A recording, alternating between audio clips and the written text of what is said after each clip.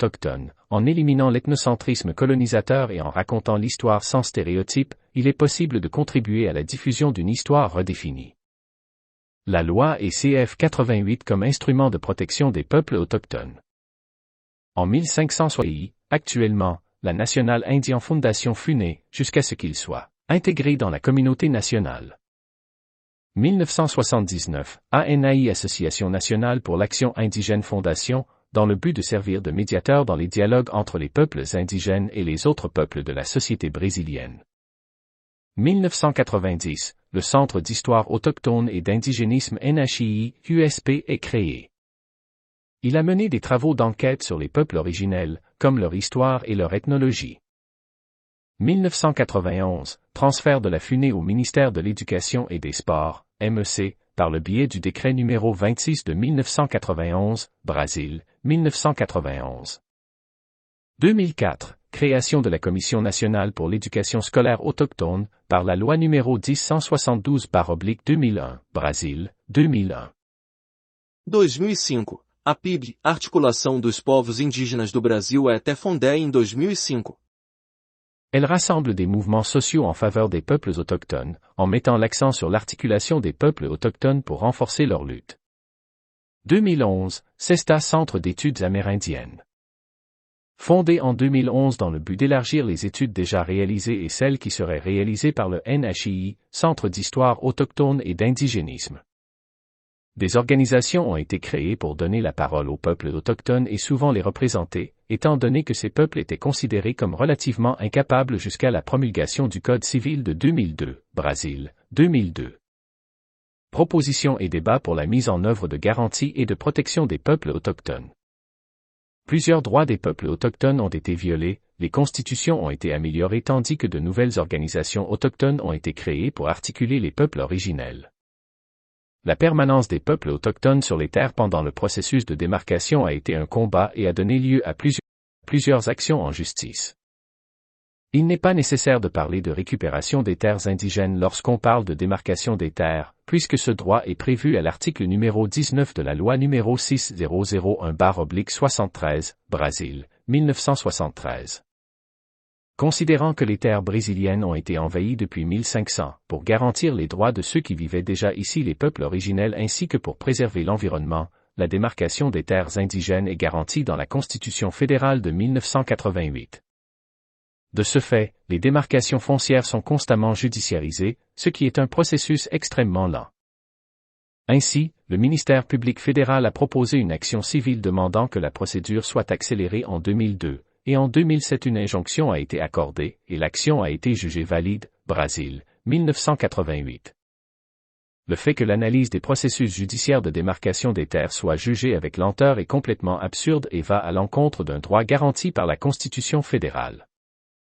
À titre d'exemple, en 2018, la Cour interaméricaine des droits de l'homme, Cour IDH, a fait droit à la demande de condamnation du Brésil en raison du retard extrêmement excessif dans le processus de démarcation des terres du territoire indigène Xukuru, PE.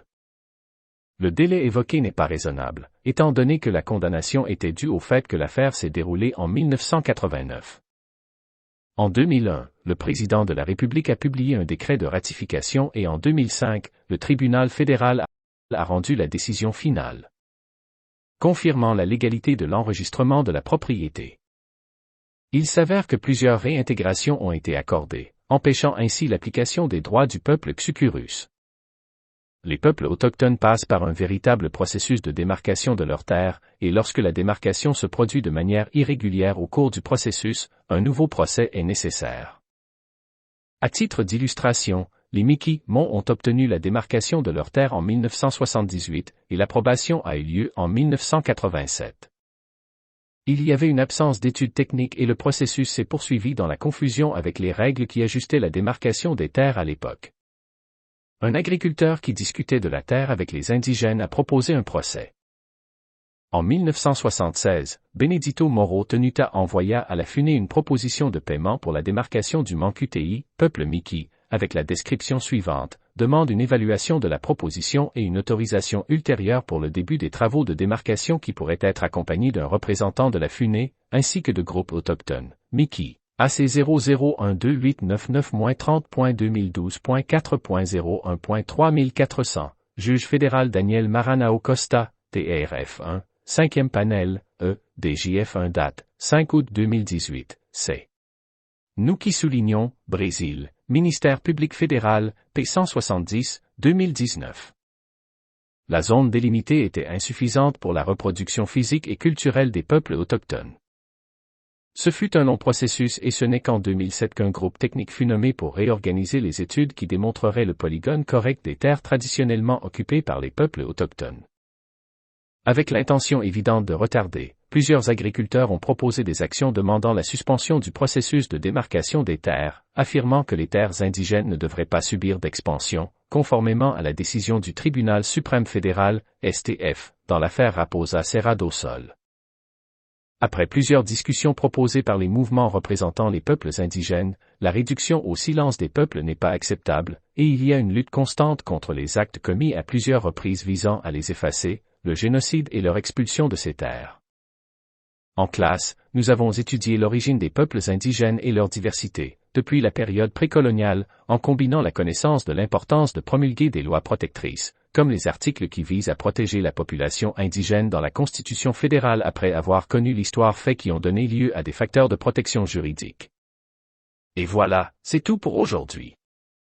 J'espère que cette vidéo sur l'inclusion raciale, peuple noir et autochtones vous a plu et que vous avez appris quelque chose de nouveau. N'hésitez pas à laisser un commentaire ci-dessous pour partager vos pensées et poser vos questions, j'adore lire vos retours. Si ce n'est pas déjà fait, pensez à liker la vidéo et à vous abonner pour ne pas rater les prochains contenus. Merci d'avoir regardé, et à très bientôt pour une nouvelle vidéo. 4. Au fait que l'affaire s'est déroulée en 1989. En 2001, le président de la République a publié un décret de ratification et en 2005, le tribunal fédéral a rendu la décision finale, confirmant la légalité de l'enregistrement de la propriété. Il s'avère que plusieurs réintégrations ont été accordées, empêchant ainsi l'application des droits du peuple Xukurus. Les peuples autochtones passent par un véritable processus de démarcation de leurs terres, et lorsque la démarcation se produit de manière irrégulière au cours du processus, un nouveau procès est nécessaire. À titre d'illustration, les Mi'kmaq ont obtenu la démarcation de leurs terres en 1978, et l'approbation a eu lieu en 1987. Il y avait une absence d'études techniques et le processus s'est poursuivi dans la confusion avec les règles qui ajustaient la démarcation des terres à l'époque. Un agriculteur qui discutait de la terre avec les indigènes a proposé un procès. En 1976, Benedito Moro Tenuta envoya à la FUNE une proposition de paiement pour la démarcation du Mankutei, peuple Mi'ki, avec la description suivante, demande une évaluation de la proposition et une autorisation ultérieure pour le début des travaux de démarcation qui pourraient être accompagnés d'un représentant de la FUNE, ainsi que de groupes autochtones, Mi'ki. AC00128999-30.2012.4.01.3400, juge fédéral Daniel Maranhão Costa, TRF 1, 5e panel, DJF 1 date, 5 août 2018, C. Nous qui soulignons, Brésil, ministère public fédéral, P170, 2019. La zone délimitée était insuffisante pour la reproduction physique et culturelle des peuples autochtones. Ce fut un long processus et ce n'est qu'en 2007 qu'un groupe technique fut nommé pour réorganiser les études qui démontreraient le polygone correct des terres traditionnellement occupées par les peuples autochtones. Avec l'intention évidente de retarder, plusieurs agriculteurs ont proposé des actions demandant la suspension du processus de démarcation des terres, affirmant que les terres indigènes ne devraient pas subir d'expansion, conformément à la décision du Tribunal suprême fédéral, STF, dans l'affaire Raposa Serra do Sol. Après plusieurs discussions proposées par les mouvements représentant les peuples indigènes, la réduction au silence des peuples n'est pas acceptable, et il y a une lutte constante contre les actes commis à plusieurs reprises visant à les effacer, le génocide et leur expulsion de ces terres.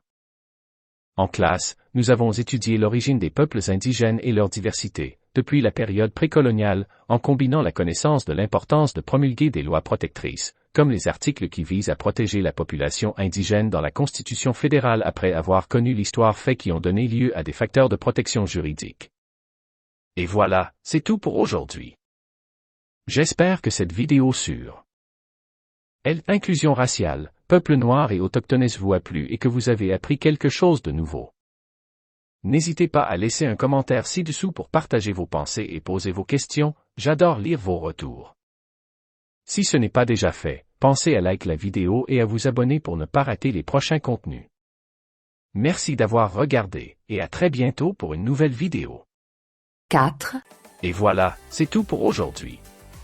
J'espère que cette vidéo sur les principes fondamentaux de l'inclusion sociale et de l'égalité des genres vous a plu et que vous avez appris quelque chose de nouveau.